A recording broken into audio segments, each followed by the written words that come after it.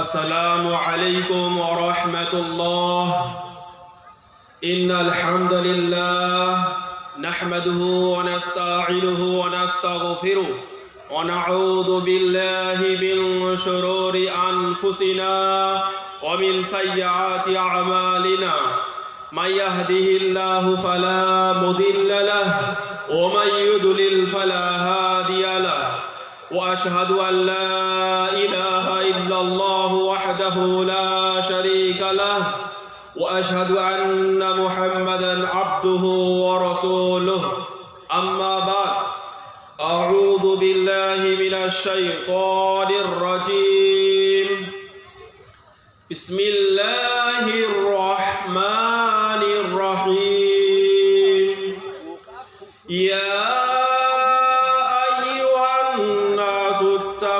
ربكم الذي خلقكم من نفس واحدة وخلق منها زوجها وبث منهما رجالا كثيرا ونساء واتقوا الله الذي تساءلون به والأرحام إن الله كان عليكم رقيبا.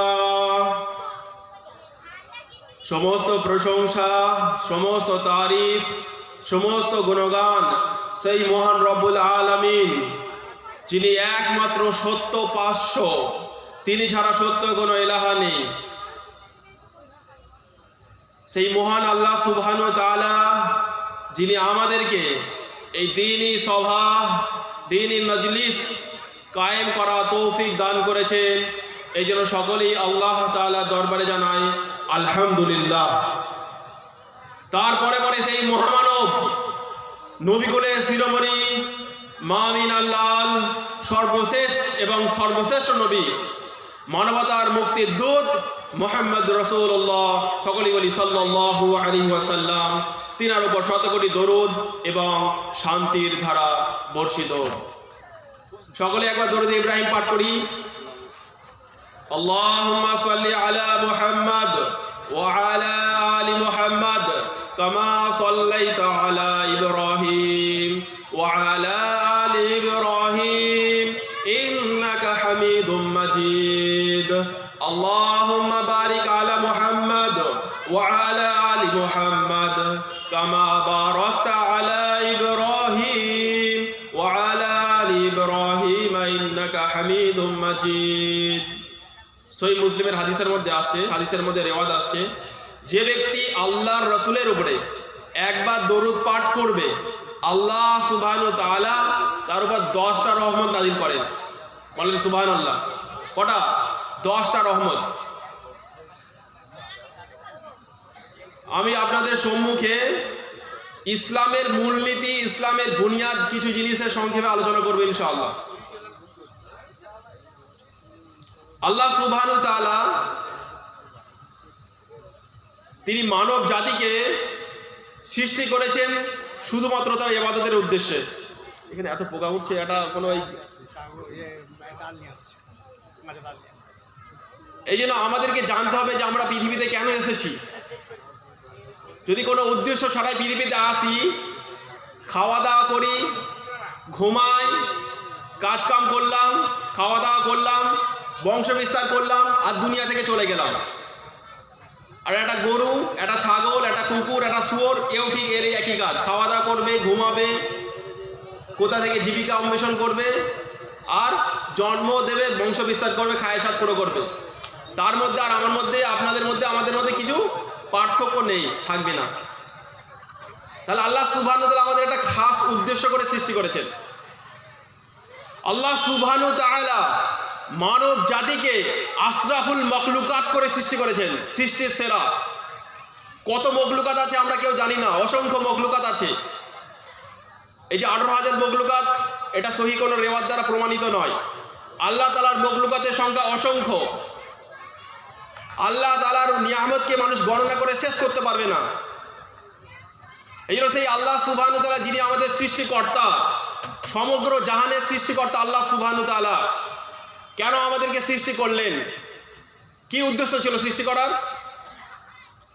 কুরআনুল কারীমে আল্লাহ সুবহানাহু ওয়া তাআলা সূরা জারিয়াত সূরা নম্বর 51 আয়াত নম্বর 56 আল্লাহ সুবহানাহু ওয়া তাআলা পরিষ্কার করে বলে দিয়েছেন, ওমা খলাকতুল জিন্না ওয়াল ইনসা ইল্লা লিয়াবুদুন, আমি জিন এবং ইনসানকে একমাত্র কেবলমাত্র শুধুমাত্র আমার ইবাদতের উদ্দেশ্য সৃষ্টি করেছি, অন্য কোনো উদ্দেশ্য নয়, অন্য কোনো উদ্দেশ্য আল্লাহ তাআলা সৃষ্টি করেনি।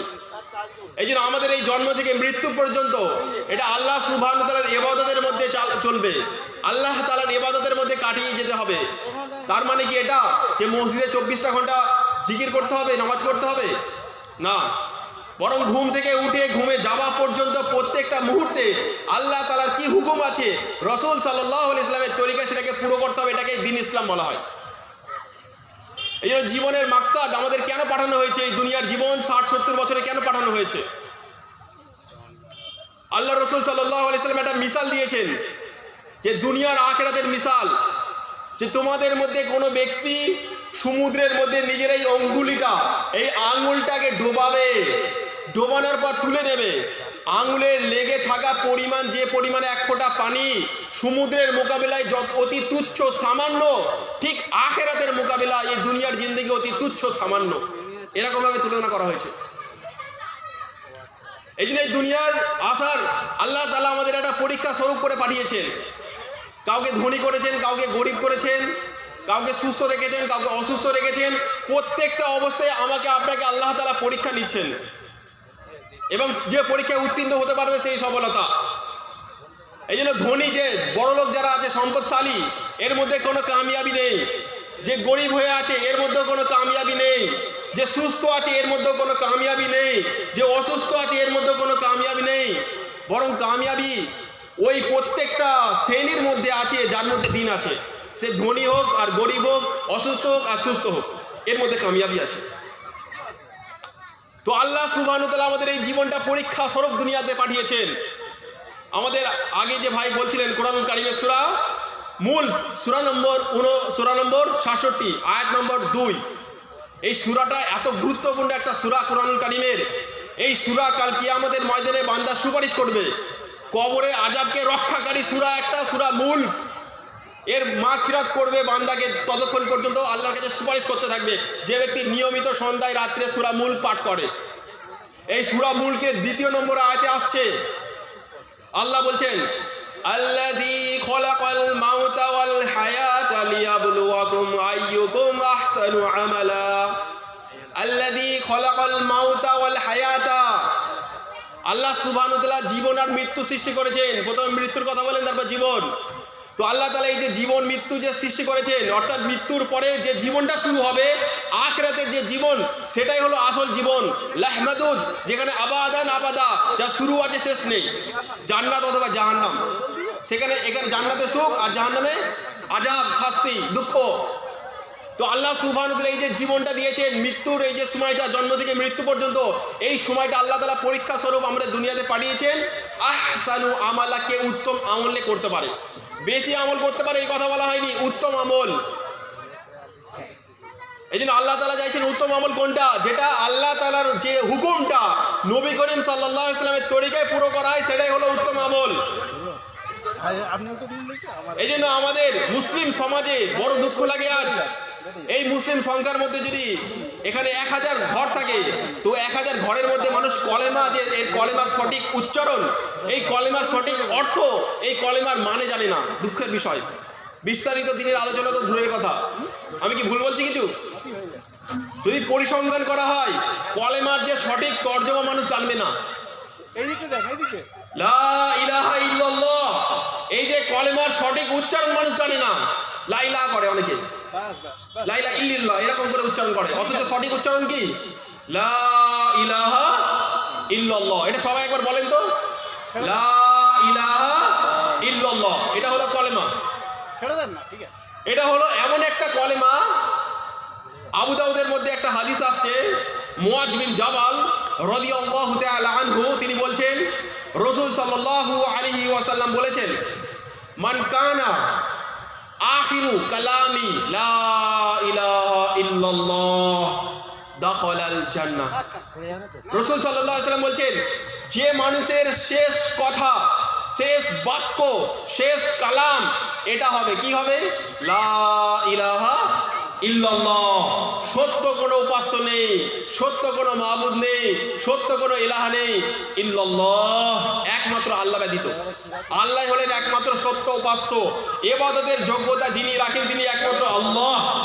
এই কলেমা যে পাঠ করে জবান থেকে উচ্চারণ করে শেষ নিঃশ্বাস করলো, শেষ নিঃশ্বাস নিল, পরলোক গমন করলো, মারা গেল, দাখালাল জান্নাহ, মানুষটি জান্নাতে যাবে। এটা হলো এমন একটা কলেমা, এই কলেমার কদর আমরা আজকে বুঝি না, এই কলেমার হাকিকাতকে জানি না। এই কলেমা পড়ার জন্য আল্লাহর নবী তার চাচা আবু তালেবকে কত কোশিশ করেছে, কত চেষ্টা করেছে, কত ফিকির করেছে। সারা জীবন চাচা কি করেছে? নবী করিম সাল্লাল্লাহু আলাইহি ওয়াসাল্লামকে দিনের ব্যাপারে সমস্ত রকম লাইনে হেফাজত করেছেন, দায়িত্বভার নিয়েছেন। তো নবীজি দিলের তামান্না ছিল যে চাচা হেদায়েত পেয়ে যাক, কলেমাটা পড়ে যেন মারা যাক, যেন আমি কিয়ামতের দিনে সুপারিশ করতে পারি। তো চাচা, মুসলিমের রেওয়াতের মধ্যে আছে যে চাচা বেডে শুয়ে আছে, শায়িত অবস্থায়, খুবই অসুস্থ, মুমূর্ষু অবস্থায়, মারা যাবে এরকম একটা অবস্থায় আল্লাহ নবী পাশে গিয়ে বলছেন, চাচা যান, আপনি একবার বলে দেন লা ইলাহা ইল্লাল্লাহ। ওদিকে কাফেরদের দল, উতবা সাহেবা যারা আছে, আবু জেহেল, ওরা বলছে যে আবু তালিব, তুই এই মৃত্যুর ভয়ে ভাতিজার ধর্মকে গ্রহণ করবি, মুহাম্মাদের এই যে ধর্ম, এই ধর্মকে তুই গ্রহণ করবি, ইসলামকে গ্রহণ করবি? আব্দুল মুতালিবের যে ধর্ম, আমাদের বাপ দাদা 14 পুরুষের যে ধর্ম, এই ধর্ম তুই ত্যাগ করবি? টানা দিচ্ছে, টিটকিরি করছে আর কি। নবীজি বারবার তালকিন করছে, আর উনি ওইদিকে কাফের মুশরিকরা কি করছে, যারা বসছিল তারা খোঁটা দিচ্ছে। আল্লাহ সুবহানাহু ওয়া তাআলা শেষ পর্যন্ত আয়াত নাজিল করে দিলেন কোরআনুল কারীমের। সূরা কসসের আয়াত একটা নাজিল হয়ে গেল, ইন্নাকা লা তাহদি মান আহবাবতা ওয়ালাকিন্নাল্লাহা ইয়াহদি মান ইয়াশা।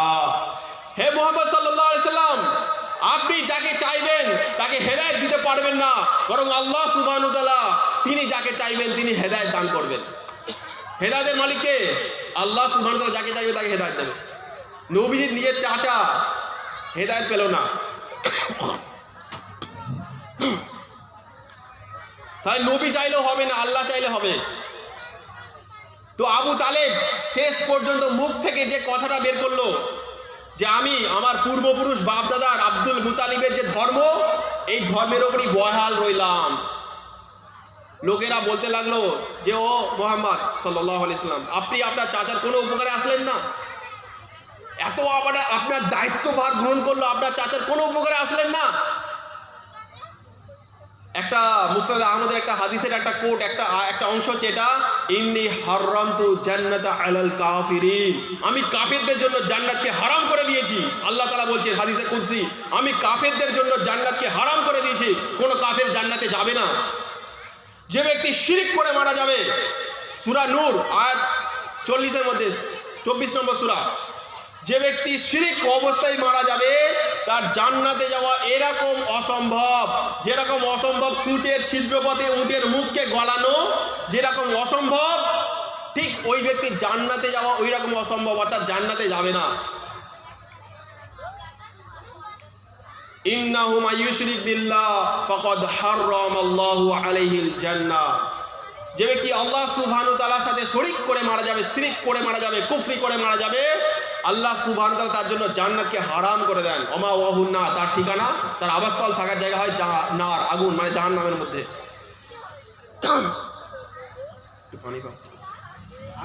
তাহলে বোঝা যাচ্ছে যে নবীজি তার চাচার কোনো উপকারে গিয়ে আমাদের ময়দানে আসবে না। কেন? কাফের হয়ে মারা গেছে, কুফরি অবস্থায় মারা গেছে।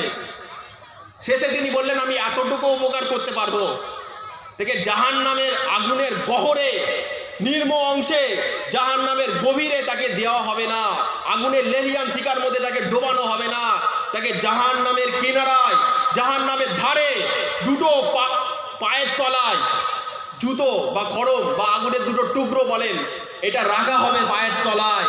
তার এই মাথার ঘিলুটা টকবক টকবক করে ফুটতে থাকবে, যেরকম ভাত টকবক করে ফোটে, এরকম ভাবে এর মাথার ঘিলু টকবক টকবক করে ফুটতে থাকবে। এই ব্যক্তি আবু তালিবে মনে করতে থাকবে যে জাহান্নামের সব থেকে আযাব আমাকে বেশি দেওয়া হচ্ছে, অথচ ওনাকে জাহান্নামের সব থেকে কম আযাব দেওয়া হচ্ছে। হাদিসের মধ্যে উল্লেখ হচ্ছে জাহান্নামের সব থেকে কম আযাব ওই ব্যক্তিকে দেওয়া হবে যার পায়ের তলায় দুটো আগুনের টুকরো দেওয়া হবে, যার মাথার টুকরো, মাথার এই ঘিলু টকবক টকবক করে ফুটতে থাকবে। তাহলে জাহান্নামের সব থেকে আযাব বেশি যার হবে তার অবস্থা কি হবে? ভয়ানক একটা আযাব জাহান্নামের। এই জন্য আমরা কি হচ্ছে না, মুসলিম হিসাবে আল্লাহ তাআলা দুনিয়াতে পাঠিয়েছেন, তো সেই জান্নাতে যদি না যেতে পারি, মঞ্জিলে মাকসদ যদি পৌঁছাতে না পারি, এর থেকে দুর্ভাগ্যের বিষয় আর কিছু নয়, কিছু নেই, এর থেকে দুর্ভাগ্যের বিষয় নেই।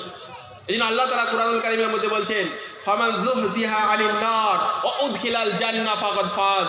যাকে আল্লাহ সুবহানাহু ওয়া তাআলা জাহান্নাম থেকে মুক্ত রাখলেন, জাহান্নাম থেকে সরিয়ে রাখলেন আর জান্নাতের মধ্যে প্রবেশ করালেন, ফাকাদ ফাজ, সেই হলো সফল কাম, সেই হলো কামিয়াব। আমি যেটা বলছিলাম যে কলেমার কথা যেটা বলছিলাম, লা ইলাহা ইল্লাল্লাহ, মানুষ সঠিকভাবে আল্লাহ তাআলাকে চেনে না। আল্লাহ সম্বন্ধে মানুষের ভুল আকীদা আছে। একটা হিন্দুর যে আকীদা, একটা মুসলমানের আকীদা আছে। বড় দুঃখের সাথে বলছি, সরল নামাজ শিক্ষা মুফতি সাহেব লিখেছে, মগরাহাট থেকে ছাপা, মুফতি সাহেব কাসেমি সাহেব বড়, ওই কেতাবে আল্লাহ সম্বন্ধে প্রথম যে জিনিসটা লেখা আছে, আল্লাহ নিরাকার, নাউজুবিল্লাহ, প্রথম পয়েন্ট কি লেখা আছে? আল্লাহ নিরাকার। কোরআন আর হাদিসের প্রত্যেকটা আয়াতে আসছে আল্লাহর আকার আছে। জাহান্নামীরা যখন জাহান্নামে চলে যাবে আর জান্নাতীরা যখন জান্নাতে চলে যাবে, জাহান্নাম আল্লাহর কাছে ফরিয়াদ করবে, হালমি মসজিদ, আরো আছে, আরো দাও, আরো দাও, আমার পেট ভরে নেই। কে বলবে? জাহান্নাম আল্লাহর সাথে কথা বলবে। আল্লাহ সুবহানাহু ওয়া তাআলা নিজের পা জাহান্নামের মধ্যে ঢুকিয়ে দেবেন। জাহান্নাম তখন বলবে, ফাতাকুলু কত কত, যথেষ্ট যথেষ্ট। তার মানে আল্লাহর পা আছে। এই একটা কথা আমি প্রমাণ করলাম, হাতও প্রমাণ করতে পারবো, আল্লাহর চেহারা প্রমাণ করতে পারবো, আল্লাহ সুবহানাহু ওয়া তাআলার আঙ্গুল প্রমাণ করতে পারবো, আল্লাহর চোখ প্রমাণ করব, আল্লাহর কান প্রমাণ করব, আল্লাহর জবান প্রমাণ করব। প্রত্যেকটা জিনিস আল্লাহর প্রমাণ করা যাবে। কিন্তু মানুষ এবার ভাববে, তাহলে কি কোনো বস্তুর মতো, কি সাত আসমানের মতো ওপরে মাথা, সাত জমিনের নিচে পা, বিশাল বড় আকৃতি। যখনই আপনার আমার মধ্যে যখনই কোনো আকৃতি আসবে, তাহলে তিনি আল্লাহ নন। আমাদের যে পা আর আল্লাহ সুবহানাহু ওয়া তাআলার পা আলাদা। আমাদের পা আগুনে দিলে কি হবে? পুড়ে যাবে। কিন্তু আল্লাহ সুবহানাহু ওয়া তাআলা জাহান্নামের আগুনে দিলে জাহান্নামের খোরাক হবে। সূরা শুআরার মধ্যে আসছে যে আল্লাহ সুবহানাহু ওয়া তাআলা বলেছেন, লাইসা কামিসলি শাইউন, আল্লাহ তাআলার সাদৃশ্য কোনো কিছুর মতো নয়। আল্লাহ কারোর মতো সাদৃশ্য নন। আল্লাহ সম্বন্ধে জানতে হলে সূরা ইখলাস পাঠ করতে হবে আপনাকে। বিসমিল্লাহির রহমানির রহিম।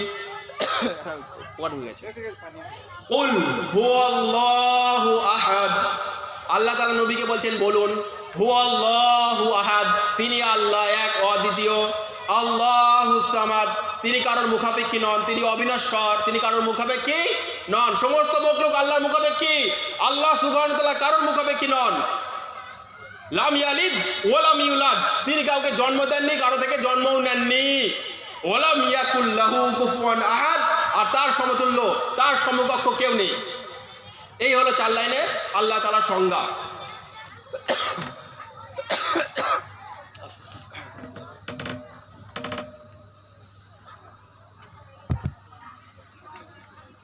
তাহলে আল্লাহ তাআলার একটা আকার আছে, কিরকম না আমাদের জানা নেই। আল্লাহর মতো, লাইসা কামিসলি শাইউন, তার সাদৃশ্য কোনো মখলুকের মতো নয়। আল্লাহ তাআলা এই আকীদা মানুষের মধ্যে আছে যে সব জায়গায় আছে। ওলামায়ে কেরাম যেটা ব্যাখ্যা দিয়েছেন, আল্লাহ তাআলা সব জায়গায় আছেন এইভাবে। কিভাবে না, আল্লাহ সুবহানাহু ওয়া তাআলার কুদরত, আল্লাহ তাআলার পাওয়ার, আল্লাহ তাআলার ক্ষমতা, আল্লাহ তাআলার শক্তি সব জায়গায় আছে। ইন্নাল্লাহা আলা কুল্লি শাইইন কাদির, নিশ্চয়ই তিনি সমস্ত জিনিসের উপরে ক্ষমতাবান, সমস্ত জিনিসের উপরে কাদির, সমস্ত জিনিসের উপরে আল্লাহ ক্ষমতা রাখে। তাহলে আল্লাহ সুবহানাহু তাআলা, আল্লাহ সুবহানাহু তাআলা সব জায়গায় আছেন। আল্লাহ তাআলার দেখা, আল্লাহ তাআলা সব জায়গায় দেখছেন। সাত জমিনের নিচে যদি কোনো কালো পাহাড় থাকে, কালো পাহাড়ের ভেতরে যদি অন্ধকারের ভেতরে একটা কালো ছোট্ট পিঁপড়ে চলে যায়, আল্লাহ তাআলা সেই পিঁপড়ের পায়ের ছাপকে দেখতে পারেন। আল্লাহ তাআলা সব জায়গায় দেখছেন। এইভাবে আল্লাহ সব জায়গায়। আল্লাহ তাআলা সবার কথাকে শুনছেন একসাথে।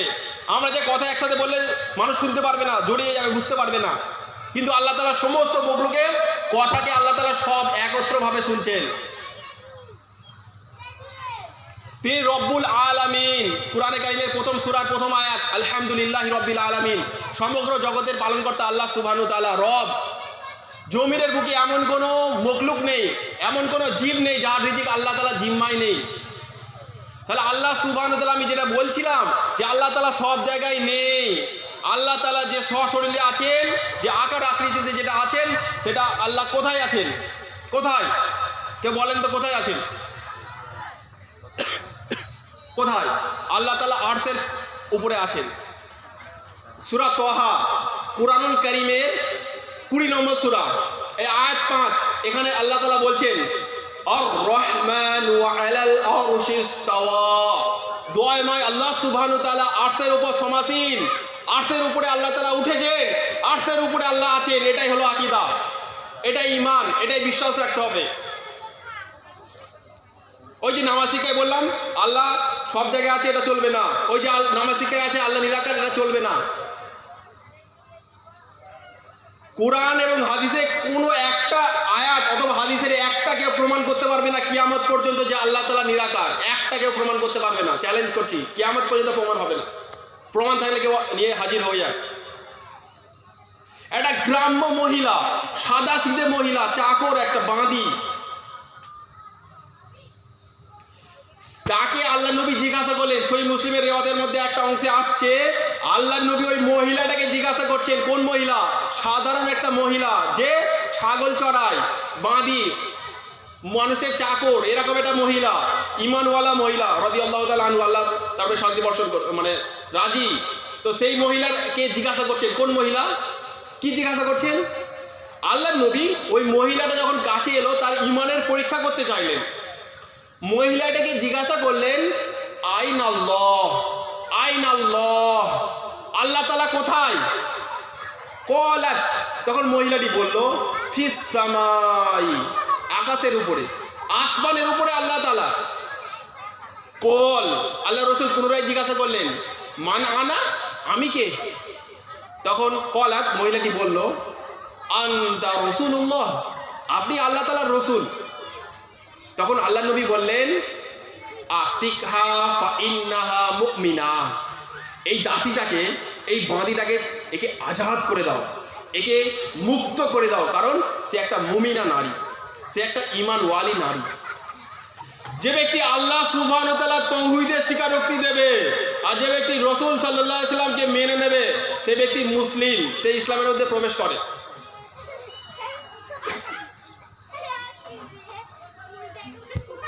যারা অমুসলিমরা ইসলাম কবুল করছে, সেটা খ্রিস্টান হোক, ইহুদি হোক অথবা হিন্দু হোক, তাকে ইসলামের প্রবেশ করতে হলে এই কলেমা স্বীকারোক্তি দিতে হবে।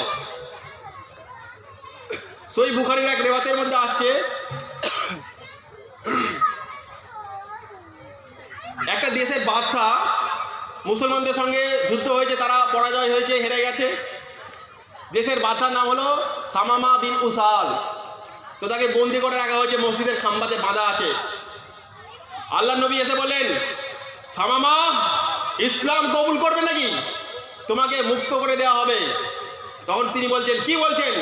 ইসলাম কবুল করবো মানে? আমাকে যদি ছেড়ে দেওয়া হয় আপনার শুকরিয়া আদায় করা হবে, আর ছাড় থেকে যদি টাকা চান, সম্পদ চান, সেটা আপনাকে প্রদান করা হবে, দেওয়া হবে। আমাকে যদি হত্যা করা হয় রক্তের প্রতিশোধ নেওয়া হবে। আমার কওমের লোকরা হত্যা করবে আপনাকে। কি বলছেন? আপনি হত্যা করবেন মানে আপনাকে হত্যা করবো, এরকম হুমকি দিচ্ছে। প্রথম দিনের ঘটনা, কিছু বললেন না আল্লাহ নবী। দ্বিতীয় দিনের ঘটনা, আল্লাহ নবী এসে বলছেন সামামা, তুমি ইসলাম কবুল করে নাও, তোমাকে আজাদ করে দেওয়া হবে।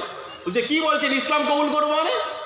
আমাকে যদি হত্যা করা হয় হত্যার প্রতিশোধ নেওয়া হবে, আর আমাকে যদি ছেড়ে দেওয়া হয় আপনার শুকরিয়া আদায় করা হবে, ছাড় থেকে যদি টাকা সম্পদ চান সেটা আপনাকে দেওয়া হবে। দ্বিতীয় দিনেও করল না। তৃতীয় দিনে এসে বলছেন সামামা ইসলাম কবুল করবে? করবে না, একই কথা। কিন্তু এই 3 দিন এই লোকটা, ওই দেশের রাজা, যে মুসলমানদের আখলাক চরিত্র দেখেছে, সাহাবায়ে কেরামদের মসজিদে তারা কি করে না করে, তাদের ব্যবহার চরিত্র, তাদের আখলাক দেখেছেন। নবীর আখলাক দেখেছেন। ওই শামামাকে আল্লাহ নবী সাল্লাল্লাহু আলাইহি সাল্লাম এমনিতেই ছেড়ে দিলেন, এমনিতেই ছেড়ে দিলেন। আল্লাহ নবী সাহাবাদেরকে বলেন, সঙ্গী সাথী এই যে শামামা, একে ছেড়ে দাও। ওই শামামাকে যখন ছেড়ে দেওয়া হলো, ও তখন যে হেঁটে হেঁটে যাচ্ছে, পায়ে গুটি গুটি যাচ্ছে, আর বলছে যে ভদ্র মানুষ দেখেছি, ভালো মানুষ দেখেছি, তবে এত ভদ্র মানুষ, এত ভালো মানুষ, এত নরম মানুষ দেখিনি। আরে যার কাছে খাচ্ছি, যার তত্ত্বাবধানে আছি, তাকে বলছি তুমি যদি আমাকে হত্যা করো আমি তোমাকে হত্যা করবো, সে লোকটা কিছুই বললেন না। এইরকম লোক হয় নাকি? এটা ইসলাম? এই মদিনা শহর, আমি এই মদিনা শহরের ব্যাপারে ঘৃণা করতাম যে এই মদিনা শহর কত নিকৃষ্ট, কত খারাপ। এই মোহাম্মদকে নাউজুবিল্লাহ আমি ঘৃণা করতাম। উনি বলছেন যে আমি ঘৃণা করতাম। এই নবী মোহাম্মদ এত সুন্দর চরিত্রের লোক, এই মদিনা শহর এত সুন্দর জায়গা, এত সুন্দর মানুষ থাকে। তো তিনি অবাক হয়ে গেলেন। সামনে একটা জলাশ্রয় ছিল, একটা পানির জায়গা ছিল, সেখানে গিয়ে তিনি গোসল করলেন। তার মানে ইসলাম কবুল করতে হলে আগে গোসল করতে হয়। তিনি গোসল করলেন। গোসল করার পরে এসেই বলছেন, আশহাদু আল্লা ইলাহা ইল্লাল্লাহ ওয়া আশহাদু আন্না মুহাম্মাদান আবদুহু ওয়া রাসূলুহু।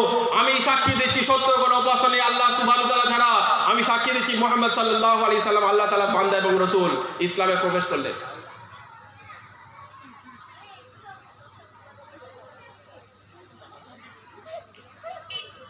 এই জন্য এই কলেমা আমাদের যারা ছোট শিশু যারা হচ্ছে, এই কলেমা প্রথম তাদেরকে শেখাতে হবে সঠিকভাবে।